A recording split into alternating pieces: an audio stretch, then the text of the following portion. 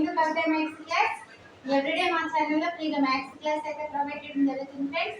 ఇంకెవరైతే channel subscribe చేయని వాళ్ళు ఉంటారో తప్పకుండా ఛానల్ అయితే సబ్స్క్రైబ్ చేయండి. సింపుల్ ఇంట్రెస్ట్ టాపిక్ నుంచి క్వశ్చన్ చూస్తున్నాం.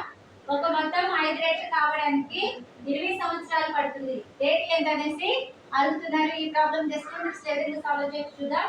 ఇక్కడ మనకి క్వశ్చన్ లో ఏమి ఇచ్చారు?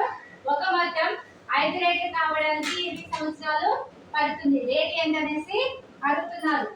ఇక్కడ మనం ఫస్ట్ ఆఫ్ ఆల్ ఏం చేయాలంటే ఫస్ట్ ఆఫ్ ఆల్ వచ్చేసి మొత్తం 5 రేట్లు కావడానికి 20 సంవత్సరాలు పడుతుంది అనేసి అంటున్నారు. కాబట్టి అమౌంట్ ఎంత? ఇక్కడ మనకి అమౌంట్ వచ్చేసి amount equal to 5p. Amount వచ్చేసి 5p. అయితే ప్రిన్సిపల్ వచ్చేసి ఎంత? Principal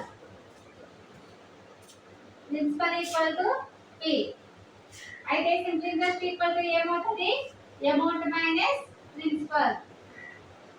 amount minus principal. అప్పుడు ఏమవుతుంది మనకి? సింపుల్ ఇంట్రెస్ట్ అనేది 5p minus p equal to 4p అవుతుంది. ఇక్కడ మనం p టర్మ్స్ ని పర్సెంటేజ్ లో రాసుకునేటప్పుడు 100 చేత గుణించాలి. p టర్మ్స్ ని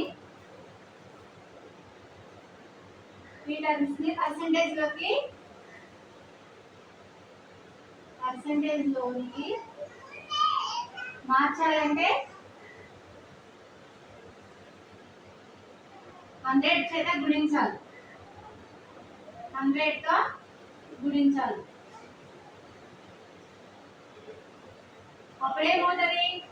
simple interest percentage equal to 4 into 100 అంటే 400%.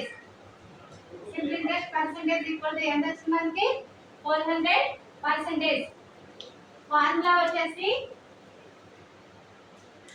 రేట్ కి formula equal to simple interest percentage by time. ఇక్కడ మనకి సింపుల్ ఇంట్రెస్ట్ పర్సెంటేజ్ ఎంత వచ్చింది?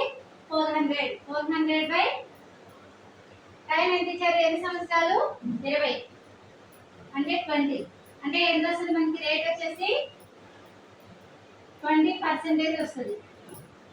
రేట్ వచ్చేసి రేట్ ఈక్వల్ టు 20%. ఇది మనకి ఆన్సర్ అవుతుంది.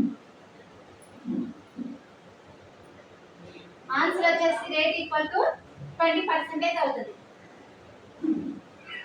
ఓకే ఫ్రెండ్స్, వీడియో నచ్చినట్లయితే తప్పకుండా లైక్ చేయండి, షేర్ చేయండి, సబ్స్క్రైబ్ చేయండి. Thank you.